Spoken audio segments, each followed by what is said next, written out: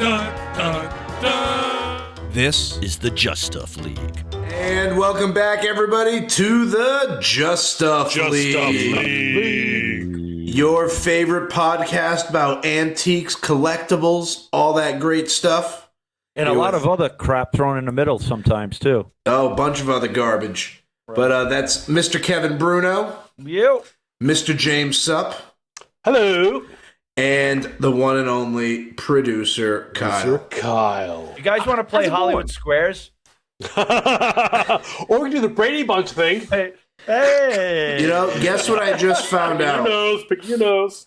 I don't know what it is. All right, well, I got a hole in my jeans. I got my groin. You have to have holes. Testicles. Yeah, pretty much. Trav, I got a hole. We talk about it probably like at least once every other month, Trav.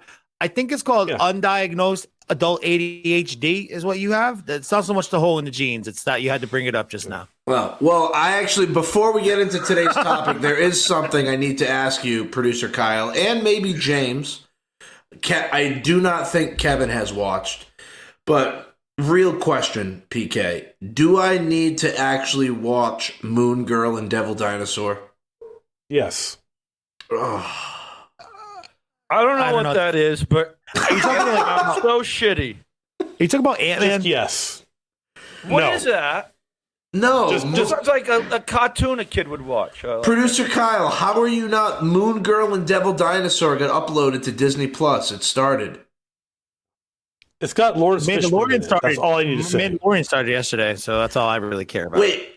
You're behind on the MCU? You don't know what's going on? You're always my MCU plug. You're always giving me the hot leads. Yeah, I heard I get tapped a lot. Listen, I don't know what this says. Explain. Okay, so it's a comic book. Devil Dinosaur originally came out in the Bronze Age, but then there was a modern book, Moon Girl and Devil Dinosaur. Don't actually ask me what the comic book's about. I didn't read it, but the point is the series is out on Disney Plus. James is falling asleep because he must hate it. Did you not like it, James? Is it a one-shot? No, it's for like 3-year-olds. No, it's a cartoon. It's an animated series. Like some a child would watch. A 5-year-old. Maybe someday. It's like maybe I'll watch that and the purple dinosaur. Just watch it. You tell us how it is, and we'll deal with it later. But there's so much content out there to consume. I don't have time for everything under the sun. Yeah, we like real art in this house, Travis. We like real art. None of that. We like real art, like the kind you see at like a major art fair. Like all this beautiful art right back here, and Kevin. Exactly. Yeah. Right. See that right there? I got the wrong shoulder going on. I'm going to learn how to do this. I mean, we all have art behind us. We've got producer Kyle has a Dragon Ball Z poster behind him. Yeah. I mean, can see the corner of it. There you go. I've got some classic prints behind me. I'm in a green screen. Art. Yeah, very fine art. I got Star Wars on the wall. James has that very casual intro because last week, from when this aired, when this airs, it probably won't be last week, but earlier in February, I went out to Los Angeles for Frieze LA, which is the big art fair out there. It's now been 5 years going on in Los Angeles. And there was the secondary fair, which is Felix, which takes place in the Hollywood Roosevelt Hotel. And this was my first time ever going out to LA to really get a sense of what the scene is out there, because LA has been really becoming a up-and-coming art center hub. So you really always traditionally had Manhattan as like the big gallery system that my friends and I would play. And Miami, Art Basel was always huge, Miami Art Week. But LA has been really coming up. So we went out there, and I got to say, the feeling was we are definitely still in a bull market. Contrary to everything that's going on, I mean, people were spending money for sure. Wow.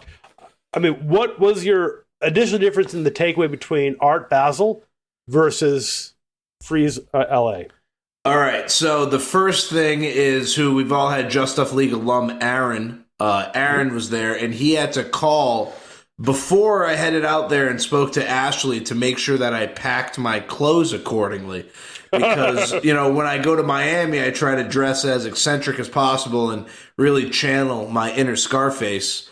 But I found out that in LA, It's all about like dark, drab, muted colors. Like everybody walked around in like very dark tones. Simple shirt. What? Yeah, everybody was very drab. How boring. I know, that's what I said. But LA is a piece of shit, isn't it? The city. Hey, okay. Where we stayed, Aaron and I were in the Hollywood Roosevelt Hotel, which was also the location of the Felix Art Fair. I personally did not feel safe walking around Hollywood at 10:30 at night. Like when I was by myself and Aaron's like, "Hey man, come meet me at this restaurant." It's like a 15-minute walk. I was like, "You don't walk in LA." Just as a It's dead. And this was only the second time I had ever been out to LA in my life. It's not like I've gone to California frequently. So basically, you were right on Hollywood Boulevard. That is like scam central. I mean, you've got the Hollywood Walk of Fame just down the street from you. Pickpocket, freaking horrible area. Yes, but it's like Times Square or New Orleans. That is the place where tourists go and the place where tourists lose their shirts. Well, the main art fair, Frieze, was actually at the Santa Monica airport, which was a little bit of a logistical problem getting there. There was like this one road that led in and out of the fair. So it was just, a line of Uber blacks just trying to get into the fair, like all these black cars, one after the other, going in. It'd be like 20 minutes, before we were able to get in. But I would say I didn't see a lot of new art that was like, wow, like it really hit me as like, this is a great artist.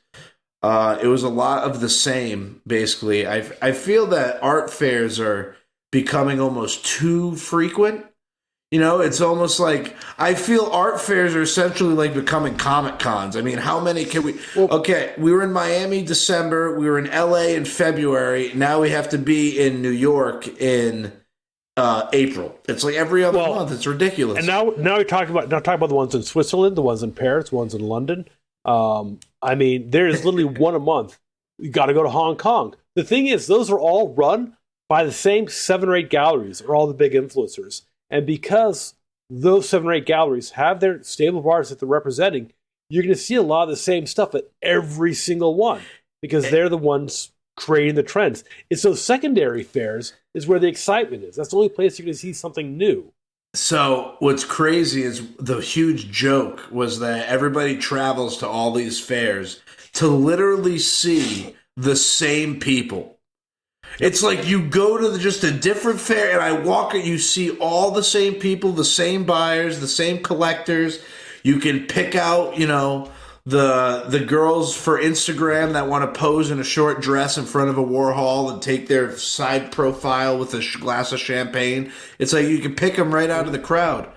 But I would say out of the 2 fairs, I definitely enjoyed Felix the most. And what was really interesting was the Felix Art Fair was actually in the hotel where all the galleries were on the either 10th and 11th floor, or they were in these cabanas that were around the pool. So basically you would go to the 10th floor and you would go into all these hotel rooms, and every hotel room was a gallery's show. So basically you'd walk in, like in the bathroom, they'd be hanging a painting in the shower. They'd take whatever stock art was in the room and they would put the gallery showing up. And the Felix Art Fair was where it was more like very emerging, very little mid-career, and I would say little to no blue chip. Whereas the Frieze Fair is all mid-career to fully established artists. But it was wild, I read the Bearfax report that came out afterwards, and they reported highest painting sold, 3.5 million.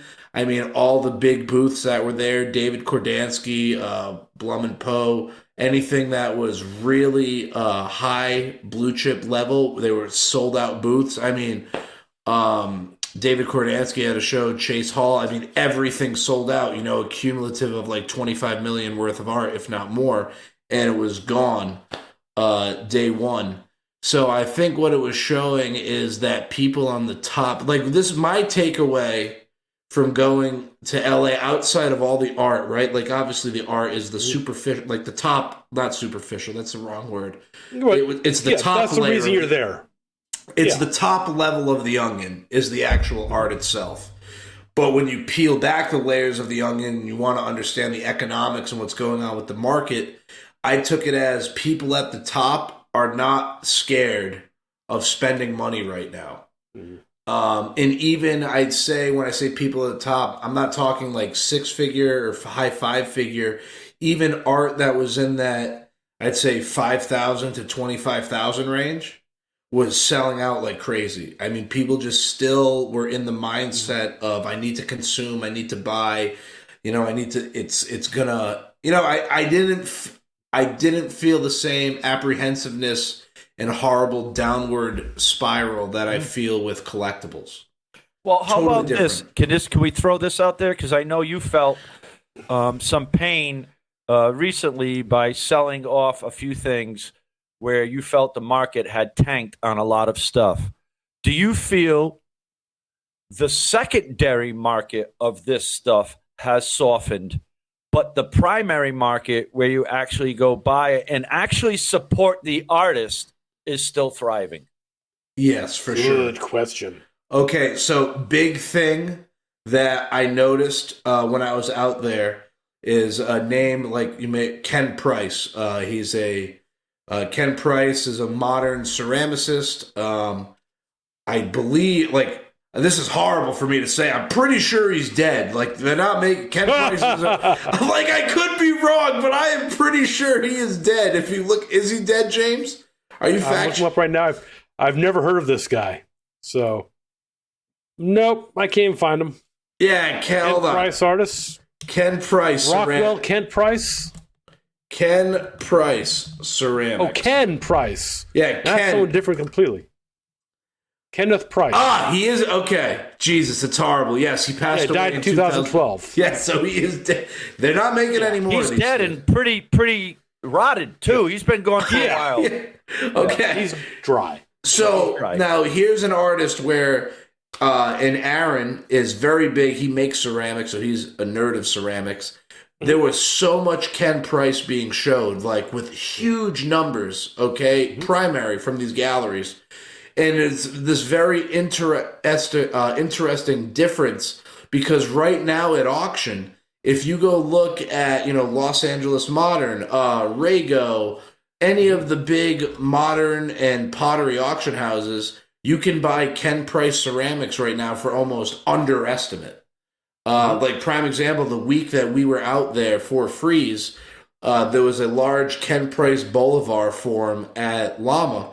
And, it sold for, I think, all in for maybe $10,250. Was that an auction? At auction, yes. Okay. This was at auction. But so Llama, Los Angeles Modern, had an auction going on during Art Week while we were out there. The catalog ended the day after all the fairs closed. And the same Ken Price form that they had in their auction that was $10,000 all in with premium, $10,250. People were trying to primary retail for $55,000. It was literally a 5x difference. Were they? Okay, here's the question. The guy died in 2012. Chances are everything is already sold through his primary gallery.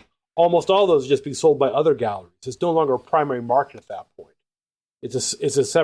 They bought their items on the secondary market and they're reselling them. Correct. So they're going to be getting the same $10,000 item, and they're going to be charging $55. whatever they can get out of it. Is there still prime items from him, like in a big holding where they just let some out a little bit? I'm not seeing any evidence of his him. I believe there might be of his last gallery.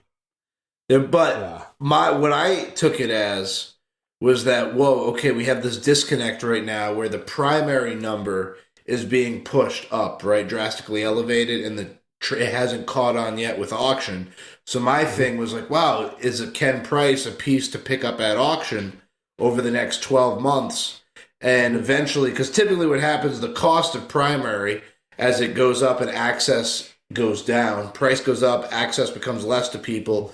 More people who are traditionally shopping first market primary then have to resort to auction to buy this stuff now, which is going to cause the auction price to drastically go up to make it more level with the primary. So, except you keep saying primary, but those galleries aren't the primary market. So say retail. Got it. Retail. That's fair. Yeah. We'll say retail. And maybe it's like the hot decorator thing. Right now it's catching on in California. All right, so then my theory is not good because these aren't really galleries representing the family. These are people who have acquired pieces that are trying to sell them, and the family don't see nothing. Right. Were they selling his artworks for $55,000? Some of them were sold, others were not. All right, so they're selling them. But they're selling them. But again, the point you made, Kevin, that was really an interesting question, is that when you're looking at upcoming artists who are only represented by one gallery, and when you buy that art, you're supporting that artist. You know that half or 40 or 60% of your purchase price is going directly to that artist. And of course, the gallery has to have something to representing and dealing with it.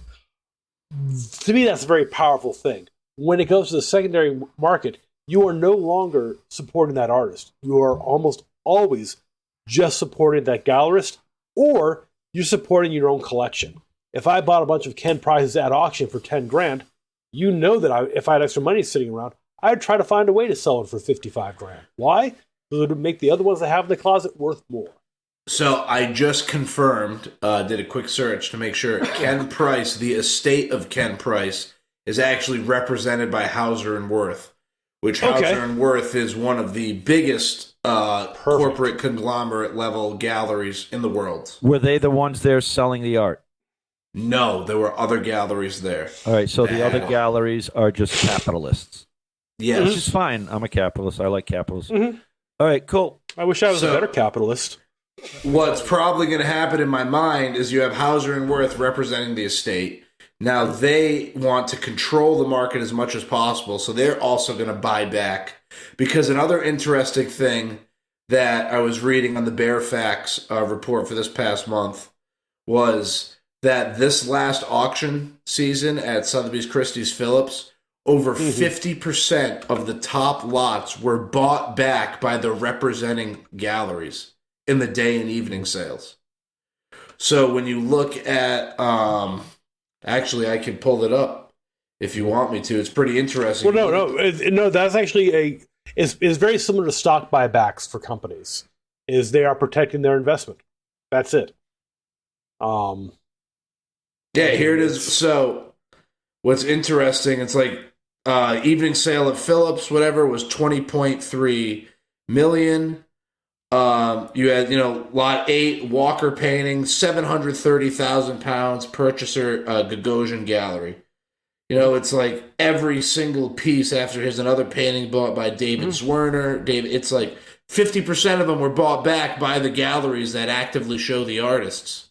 So when they're buying that back at, how much was it? 700? 700,000, yeah. How much does that gallery usually get for one of those people's pieces? They're going to sit on it for a while and probably make 1.2 to 1.5 million.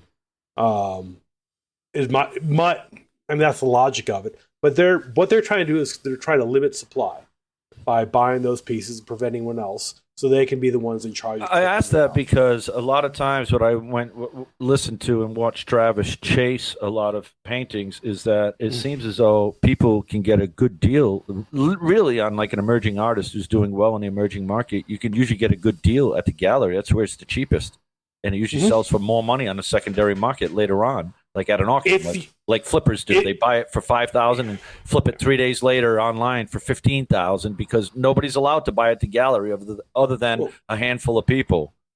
Well, and you bring up that very, very good point of that exclusivity, especially when you're buying the prints and items like that, where you have to know someone to get in and get your place in line to buy the art. Right, because you just can't go to a gallery and buy a piece of art. They won't let you. You have to. No, there's definitely a lot of gatekeeping. They allowed to have the art, so that's why I've seen always a lot of things sell for more money on the secondary market. And my question is, like a gallery like that buying it for $700,000, are they selling this guy's works at the gallery for $400,000? Mm-hmm. Do you know what I'm saying? That's what I'm trying to put together because that's what usually happens, and I don't know if that's what you're trying to portray, or I'm trying to wrap my head around why Gagosian is buying back works when I usually see them sell for more money at auction than the gallery sell them for. Because it's all an illusion. Yeah, that's my feeling is that they're taking those items, they're putting them in the vault, they're trickling them back, and they're only letting a few on the market at a time. And that's the only thing I can think of. Because for a gallery to buy back artists, one of two things is happening. Either they, especially the Christie's level, I mean, they're either expecting that artist to go up or they're protecting themselves somehow. I can't imagine buying at a loss just doesn't make sense. You know what I mean? No, I'm just trying to put the math together because usually I see the gallery selling it for cheaper.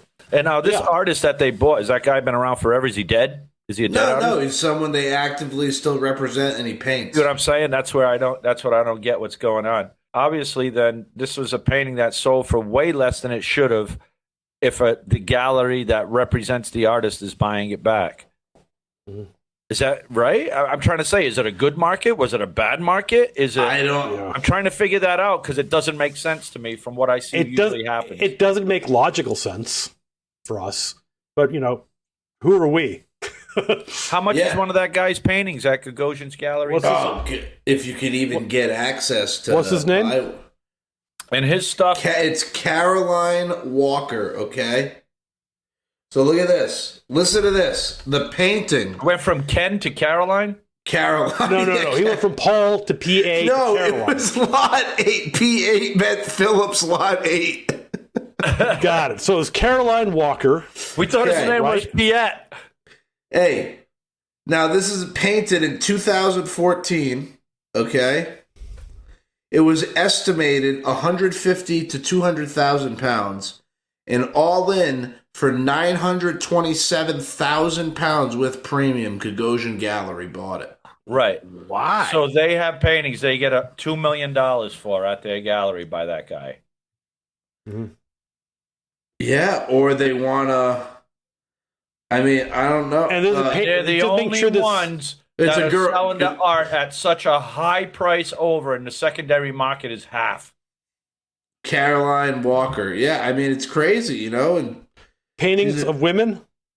Yeah, it's Lot 8. She's not represented by Gagosian. She's represented by Grimm Amsterdam and New York. Yeah, but here's another one right here. Gagosian showing a show. Like I'm looking right here. Yeah, but they're not her representative. Or they could be gearing up to represent her. There could be so many factors going on to play. Yeah. But just think of that, the gallery. And what's crazy is I don't understand like the Bear. What's funny is the Bear Facts Report. I don't know much about it other than Aaron sends it in our group chat every week. Yeah.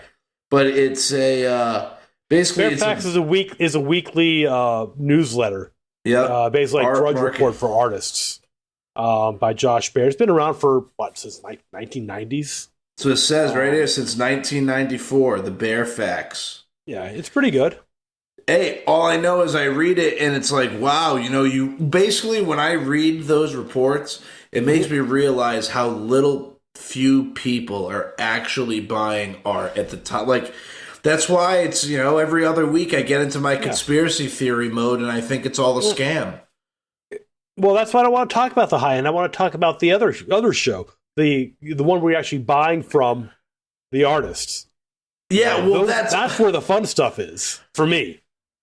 Hey, my favorite piece from the Felix Art Fair was and I'll get the artist name. I'm going to pull it up because I don't know what it is, but there has been a major resurgence in shaker furniture and shaker style. Okay. You should have led with this shit. Okay. Because I am going to... So because shaker furniture has been dead for everybody except if those bastards live in Ohio and Indianapolis. So... Okay, bastards?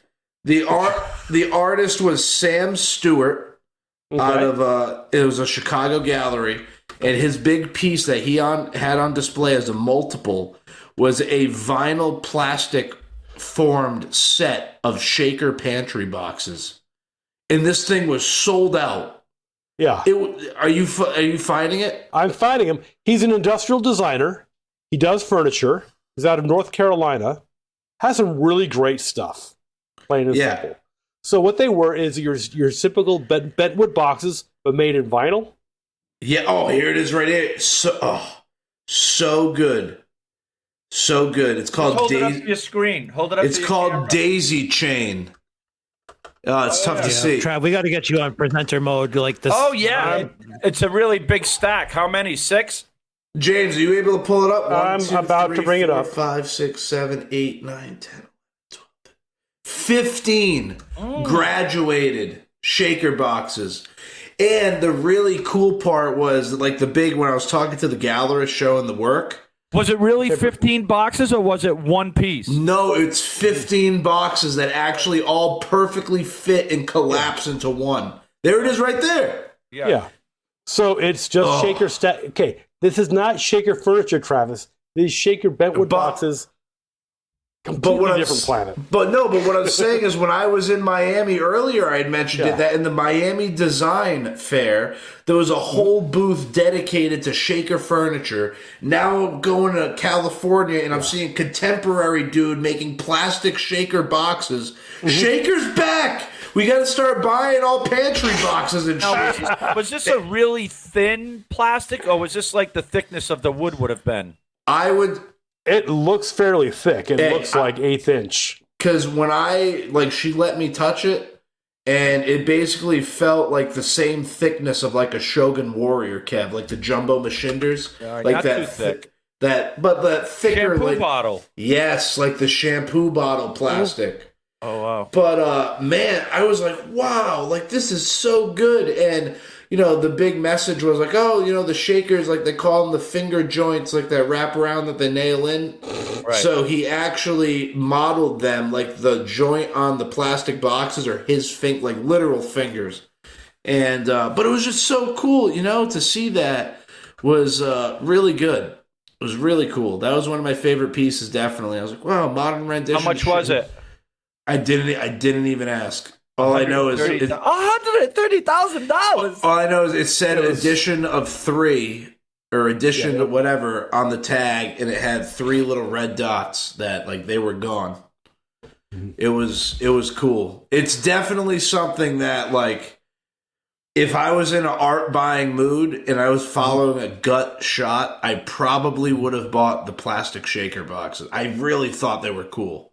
I mean, if you bring it up on the presenter right now, I mean, I've got some great photos of them. It is. Yeah, look how cool that is. I mean, look at the they're fingers. oval boxes, and it's a heat formed thermoplastic. It looks like probably Delrin or nylon. That's pretty neat.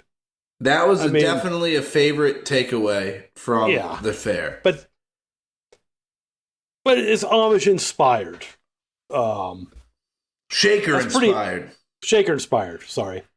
A little thick. Yeah, it looks awfully thick. I'm thinking 1/8 inch or better. But and I'm sure that the small ones are probably thinner as well. And that's a neat idea. But what else, and this guy's an established artist as well. Correct. I would say the only another big takeaway I had to jump build sheds? What is that down there? That's really neat. What's he build sheds? Yeah. Well, table that folds down to a port. That folds down into a table, and those fold down into benches. And those look like Dutch ruffs, like they used to wear the olden times. Dutch collar there. Yep. Oh, so, maybe he's playing off of old style stuff. Yeah, inflatable sofa. Table setup. This one here? No, the table, the one that looked like he's building sheds, looks like a tabernacle setup. Oh yeah, it does, or a triptych of some sort. I mean, it's some neat ideas. I mean, I like what he's doing, but it doesn't look like he's constrained to one format or one method. I mean, pretty neat stuff there. That ladder chair looks comfortable as hell, don't it? Yeah, right. There was another. I just tried pulling up. I can just feel my ankles hurting from falling off that thing. Oh, Jesus. There was another really good. I just pulled it up just as I was reading it. My phone died. But at the gallery White Columns, they were showing the paintings by this artist, John McClellan, who it was his first time showing. If you just search White Columns, James, Felix Art Fair, or if you pull it up on Instagram, because I'll butcher the spelling of the name. But this guy had been originally started, he trained in the 70s, like early 80s, went to the Royal Academy in England. Really, really great. I would describe plein air style, post-impressionist style, but modern. And it was so good. It was his first time showing in like 40 years or 30 years. And these paintings were $700 a piece. And there was an installation of like 24 paintings, all the same size, like 8 by 11 on board. They were all sold instantly, like day one within the first hour. They were. Are you able to find it on? I can't find. Okay, so you've been really bad at names today. So try hard to think of this person's name. I am. I'm doing it right now. Hold on. Because I found White Collins at the Felix Art Fair. We've got Karen Barber, Daisy Mae Chef.